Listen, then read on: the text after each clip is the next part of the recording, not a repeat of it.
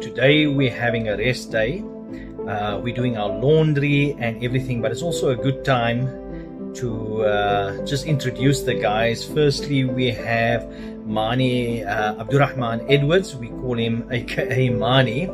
So I'm going to tell you a little story about each one that's with us. We'll start off with Mani. Mani, he's our MacGyver.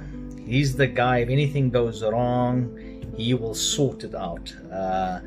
Little story about him: Tanzania, just about 10 minutes from the capital of Tanzania. We're coming out and I hear this funny noise on my bike, and I know this is bad because it's going cluck cluck cluck cluck cluck by the engine. We stop and I'm telling him that's the end of my trip. We're about to get to the Ngorongoro crater and the Serengeti, and I'm thinking, oh my god.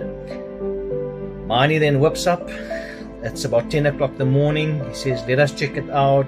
Checks out the bike, and we actually organized. We discovered the shaft was snapped off my BMW 1200 GSA, and we find a shaft. He goes on Google, checked it. By 11 o'clock that night, I had a new shaft, and the next day we were going. That's Mani. If it needs fixing, and he's also an avid hiker, huge amount of experience, traveled on his 4x4 alone through Africa. Then we've got our friend Mr. Beg. We call him Enver Beg, and his story, his interesting thing that always catches me about him is that he had a stroke a couple of years ago, not too long ago, and the doctor told him that he'll never be able to drive a vehicle. Last year, he did a motorcycle trip with us from Cape Town to Tanzania.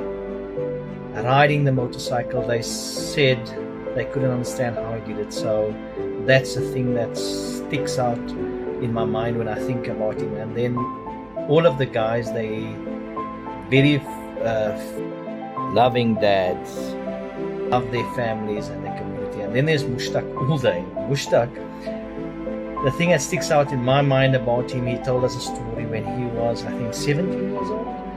He walked from Tanzania to Cape Town, I think was something like $20 in his pocket. And also, he speaks about 5 to 9 languages. And that's what sticks out in my mind about these guys. So that was a very small introduction to the guys that I'm with. It's in no ways even close to the things that they've done, but it's just a little introduction. And just for the planning of this trip, Mani was quite instrumental, him and Mushtaq. Mani was doing all the research and the checking up on this and reading. He sent us mails and mails. Between me and Mr. Beg, we would just say, yes, we read it, but we didn't read it. I mean, come on, he was there. Mushtaq and him was the guys with details and stuff. We have to take this, we have to do that, this and that. And Mushtaq organized the flights and things. So they were doing all the background works. There was nights that we all met together because the situation became very fluid at times. Laws was changing, visa requirements was changing, and Mani was on top of it all the time. And we would go to his house and sit there. So what we would do, it was fasting month, so a lot of cakes and drinks. Me and Mr. Big would drink and pretend we know what's going on, but we don't. We just felt so comfortable leaving it in the hands of Mushtaq and Mani, and we're on the trip and it's going fantastic. Thanks, guys. To everyone out there, you guys have seen the videos that I've been making. Look, the videos is not planned. It's basically I whip up my phone and just take shots, which I think would be quite nice once I stitch it together. And then on the footage that you see from the motorcycle, basically I just grab from my pocket and just take shots while I'm on the motorbike. I don't have any mounted thing on the motorcycle as well.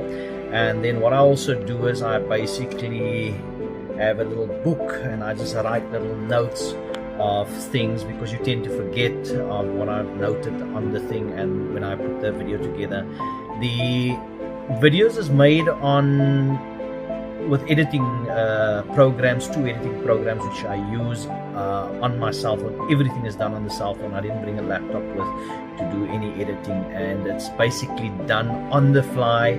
I would usually sit up between when everyone is sleeping, between 12 and 2 o'clock, and just trying to get that right music and the right thingy. You will see in some of the videos there's some spelling mistakes. That's sitting up late at night and just not getting it.